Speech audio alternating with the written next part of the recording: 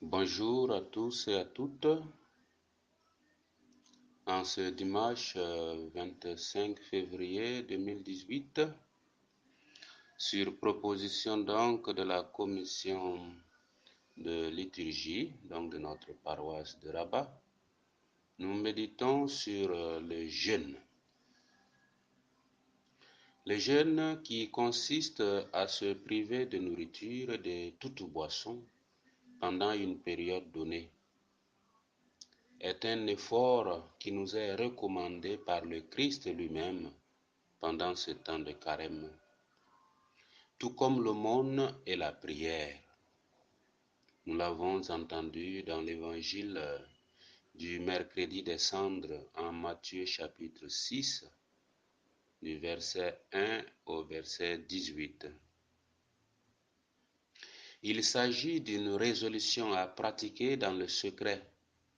Cela veut dire que le jeûne a un sens pleinement spirituel.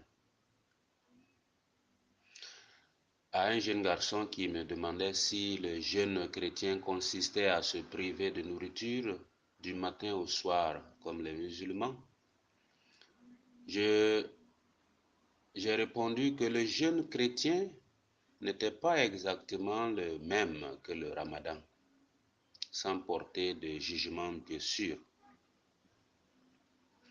Le jeûne chrétien est un effort spirituel libre que l'on pratique dans un but spirituel donné.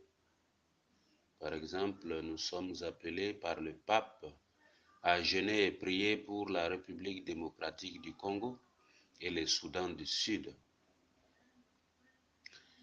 Dans l'islam, le jeûne est aussi un moyen excellent de reconnaître la transcendance de Dieu. Nous vivons cela avec nos frères les musulmans ici au Maroc.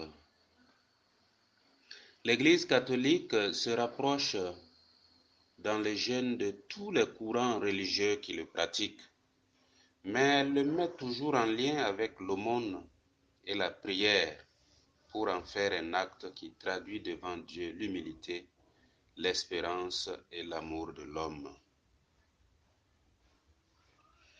Nous sommes faits de chair, mais pour s'engager, notre âme a besoin des actes et des attitudes du corps. Jeûner équivaut donc à humilier son âme devant Dieu. Nous pouvons voir cela en Lévitique chapitre 16, verset 29.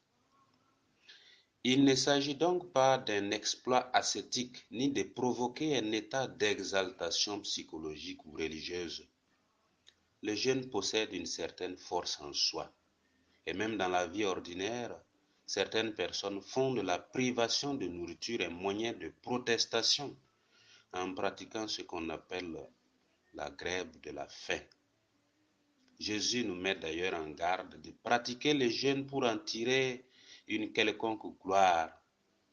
Si la nourriture est perçue comme un don de Dieu et que Dieu lui-même nous appelle à nous en abstenir, c'est que cette privation est un geste religieux d'une grande importance. Les motifs pour jeûner sont nombreux. Avant d'entreprendre une tâche difficile, par exemple en Juge, chapitre 20, verset 26, pour implorer le pardon de nos fautes, en 1 Roi, chapitre 41, verset 27, solliciter une guérison, se lamenter pour un être cher arraché à notre affection, se lamenter à la suite d'un malheur, obtenir la cessation d'une calamité, s'ouvrir à la lumière de Dieu, dans l'attente d'une grâce particulière, se préparer à la rencontre de Dieu, chasser un esprit mauvais. Toutes ces occasions sont bonnes pour nous mettre dans une dépendance et un abandon total dans les mains de Dieu par la pratique du jeûne. Les motifs sont variés, mais il s'agit toujours de s'établir avec foi dans une attitude d'humilité pour accueillir l'action de Dieu dans notre vie. Moïse a fait une quarantaine. Nous pouvons lire cela en Exode, chapitre 34, verset 28. Élie aussi, en 1 Roi, chapitre 19, verset 8. L'Esprit pousse Jésus au désert pour une quarantaine pour inaugurer sa mission messianique par un acte d'abandon à son Père. pouvons lire cela en Matthieu chapitre 4, du verset 1 à 4.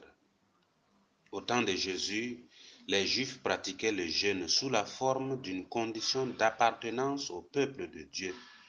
Il y avait des jeûnes collectifs aux jours anniversaires des malheurs nationaux. Certains Juifs pieux jeûnaient par dévotion personnelle. Luc chapitre 2, verset 37, comme les disciples de Jean-Baptiste et les pharisiens. Jésus n'a rien prescrit. Cela ne veut pas dire qu'il méprisait la loi, mais parce qu'il vient l'accomplir.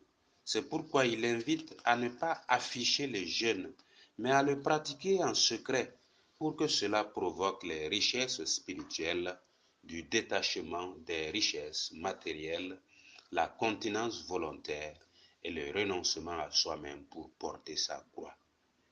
Matthieu chapitre 10, verset 38 à 39. La pratique du jeûne ne va pas sans risque de formalisme que dénonçaient les prophètes. Amos chapitre 5, verset 21, Jérémie chapitre 14, verset 12, risque d'orgueil et d'ostentation, si l'on jeûne pour être vu des hommes. Pour plaire à Dieu, le vrai jeûne doit être uni à l'amour du prochain et comporter une recherche de la vraie justice. Isaïe chapitre 58, versets 2 à 11. Il n'est donc pas séparable de l'aumône et de la prière. C'est la discrétion qui fera que le jeûne est connu de Dieu seul. Il sera ainsi la pure expression de l'espérance en Dieu, un jeûne humble qui ouvrira le cœur à la justice intérieure, une œuvre du Père qui voit et qui agit dans le secret. L'Église est restée fidèle à la tradition apostolique en cherchant par la pratique du jeûne à mettre les fidèles dans une attitude d'ouverture totale à la grâce du Seigneur en attendant son retour. Jésus lui-même dit, pour prendre la défense de ses disciples, « Les amis de l'époux peuvent-ils jeûner tant que l'époux est avec eux? Des jours viendront où l'époux leur sera enlevé, alors ils jeûneront en ces jours-là. » Marc chapitre 2, verset 19.